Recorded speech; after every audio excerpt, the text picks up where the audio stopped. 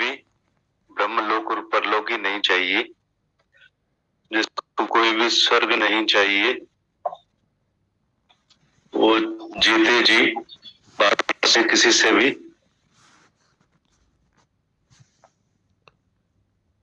किसी में से सुख ले सकेगा क्या? वो इंद्रियों के सुख में फंस जाए सकेगा क्या? जिसको इधर इंद्रियों का सुख चाहिए, गीता भगवान वाणी में बता रहे हैं वैराग्य का सच्चा अर्थ, कोई भी ब्रह्म लोक और परलोक ही नहीं चाहिए, जिसको कोई भी वो जीते जी बाहर से किसी में से भी सुख ले सकेगा क्या? क्या वो इंद्रियों के सुख में फंस सकेगा? जिसको इधर इंद्रियों का सुख चाहिए, जिसको स्वर्ग चाहिए, तो वो दूसरे जन्म में भी जाएगा। और जिसको इधर ही सब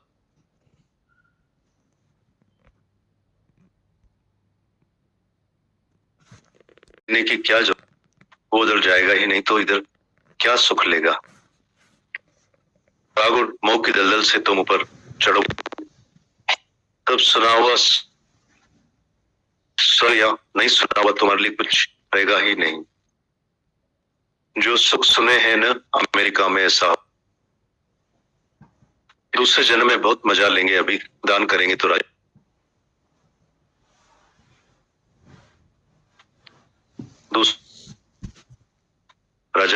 जिसको इधर ही राजा ही नहीं चाहिए, तो दूसरे इधर ही देखता है राजा भी दुखी है, तो दूसरे जन्म में क्या राजा ही मांगेगा? इसके लिए दान पुण्य करेगा जिसको इस जन्म में सुख नहीं चाहिए। दूसरे जन्म में इंद्रियों के सुख ही मिलेंगे, इंद्रियों से ही भोगोगे। न उधर भी 5 रस ही है, शब्द स्पर्श रूप रसगंध। जिसको इधर ही वैराग्य है, वो बाहर से कोई भी इंद्रियों का सुख नहीं लेगा, उसको रस नहीं। जिसमें विषयों के लिए राग नहीं है, उसके लिए स्वर्ग भी नहीं है, उसके लिए सुनी अनसुनी बात है ही नहीं। सारी दुनिया से उसे वैराग्य आ जाता है।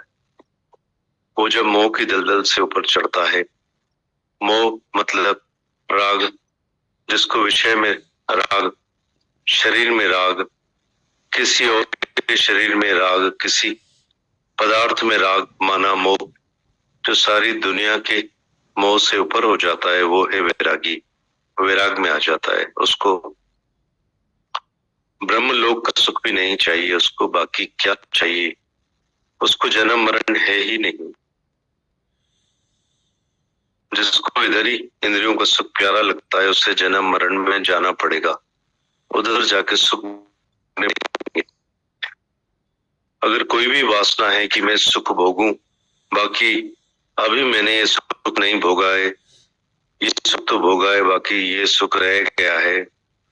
दुनिया में कुछ तो सुख होगा, कोई तो बात होगी, दुनिया में इतने लोग पागल हो रहे हैं, जरूर कुछ तो होगा, कुछ तो सुख होगा। जिसको ये पता है कि मैं सुख त्याग दिए हैं, सुख होगा तो उसके अंदर राग रह जाएगा। पर जिसको पता है है कुछ भी नहीं, मृत तृष्णा का जल है, जल ही नहीं है, सुख ही नहीं, तो कौन से जन्म मरण में जाएगा? और जो बोलता है कि मैंने बहुत सुख छोड़े हैं, मैंने शादी छोड़ी, पति छोड़ी, छोड़ा बेटा छोड़ा, दुनिया छोड़ी, सिनेमा छोड़ा,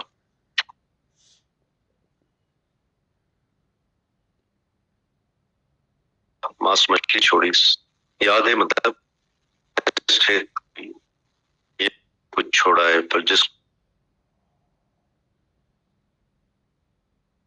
है ही नहीं, तो फिर छोड़ा कुछ,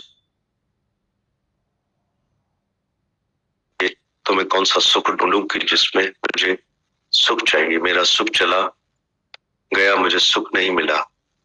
जो सुख लेके आए हैं उसकी शक्ल देखो, उनसे पूछो तुम सब इतने सुख लेके आए हो, क्या सुखी हो? वो हमारे पास रोते होता तो ये लेके आते कि हमारे पास लाल लाल होके आते ना, कि हमने तो सब दुनिया के सुख लिए, हमको बहुत तृप्ति है। किसको दुनिया में तृप्ति है? भोगी बेचारे ज्यादा दुखी हैं। जितने ज्यादा भोगे हैं उतने ही प्यासे के प्यास है। वो तुम्हारी प्यास कैसे बुझेगी? 1000 साल कोई सुख ले, ब्रह्मा सभी स्वर्ग का राजा इंद्र, वो भी डरता है कि मेरा तख्त हिल रहा है, मेरा सुख जा रहा है। वो भी जन्म मरण के चक्कर में जा रहा है। राजा इंद्र सुख ले रहा है पर उसका तख्त हिल रहा है, मेरे सुख चले न जाए। वो भी डर में बैठा है। तुम भी सुख लोगे तो डर में रहोगे। ये पाप किया, ये पुण्य है, किसी ने देख तो नहीं लिया। इंद्र भी डर में चल रहा है, तुम भी डर में ही सुख ले रहे हो कि ये सुख चले जाएंगे। आज तो सुख है पर कल चले जाएंगे। डर के कारण तुम सुख नहीं ले पाओ। दुनिया के सुख सुख है ही नहीं। तीनों कालों में सुख है तो उसका सुख भी मिथ्या है। देखने मात्र आता है कि बहुत सुख है। ये हस्बैंड है, मोटर में घूम रहे हैं। उनका बेटा हॉस्पिटल में आए तो मोटर में चढ़ के जल्दी जा रहे हैं। मोटर में जल्दी बड़े भाई ने छोटे के ऊपर केस किया है। तुमने तो देखा कि ऊंची बड़ी मोटर में जा रहे हैं पर वो झगड़े का केस निपटा। हॉस्पिटल में जा रहे हैं, तुमने सुना मोटर में जा रहे हैं। सब सुख बाहर से देखने के लिए देखिए कि जैसे जल्दी हॉस्पिटल में पहुंचे, देर नहीं हो जाए, जल्दी कोर्ट में पहुंचे, देर न हो जाए, वकील के पास जल्दी पहुंचना है इसलिए मोटर रखी है। तुमने देखा बहुत मजे ले रहे हैं मोटर में, बेचारे चिंताएं लेकर जा रहे हैं, गार पर हाथ रख के मोटर में जा रहे हैं, सोच रहे हैं क्या होगा, कैसे होगा। तुम पैदल चल रहे हो तो ध्यान से तो चलोगे ना कि कोई कुत्ता ना आ जाए रास्ते में। तुम संभाल के चल रहे हो। वो कौन सा सुख है जो तुमने छोड़ा है, जो तुमने नहीं भोगा है, जो तुमको बाकी भोगना है, बाकी बचेगा ही नहीं।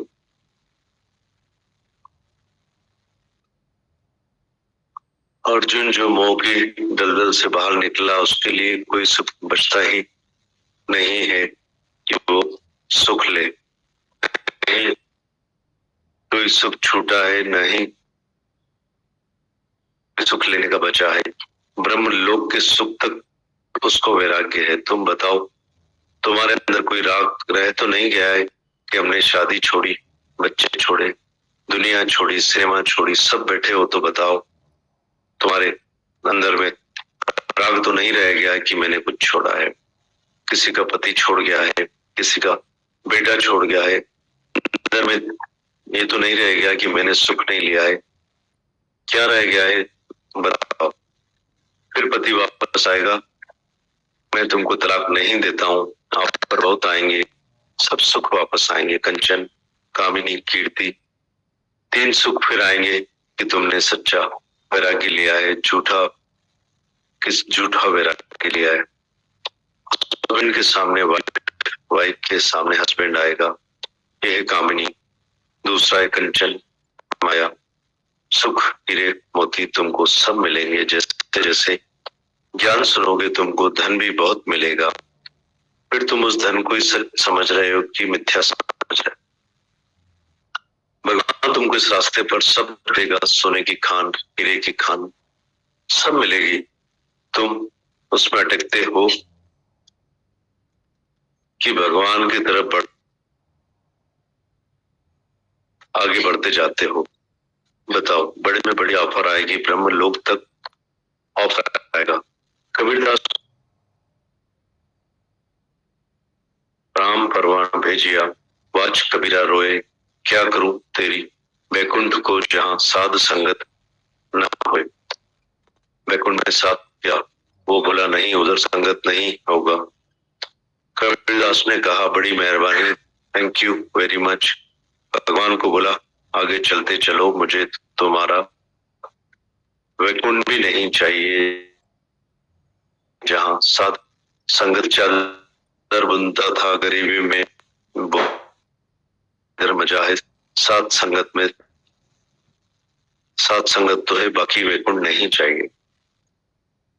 तुम्हारे अंदर में भी कुछ राग बाकी होगा, एक भी इच्छा रही होगी तो भगवान तुमको वैकुंठ में लेके जाएगा।